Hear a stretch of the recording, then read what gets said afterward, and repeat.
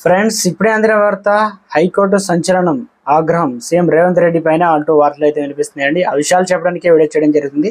చాలా మంది వీడియోస్ ఉన్నారు కానీ సబ్స్క్రైబ్ చేసుకుని మర్చిపోతున్నారండి. దయచేసి ఛానల్ సబ్స్క్రైబ్ చేసుకొని బెల్ ఐకాన్ ఆల్ పెట్టి యాప్ చేయండి. ఇటువంటి ఇంపార్టెంట్ ఇన్ఫర్మేషన్ మిస్ అవ్వకుండా మీ ఫోన్ నోటిఫికేషన్ రూపంలో వస్తుందండి.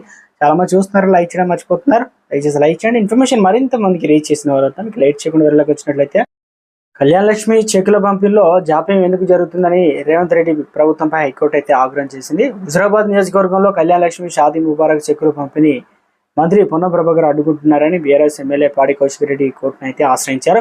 మంత్రి ఆదేశాలతో అధికారులు చెక్కులు పంపిణీ చేయకుండా ఆపుతున్నారని కోర్టు ముందు విన్నవించారు.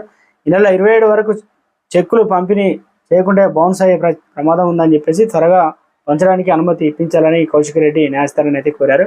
కౌశిక్ రెడ్డి పిటిషన్ పైన బుధవారం విచారణ చేపట్టిన అత్యున్నత న్యాయస్థానం చెక్కులు పంపిణీ చేయకుండా ఎందుకు అడ్డుకుంటున్నారని అధికారులను ప్రశ్నించింది.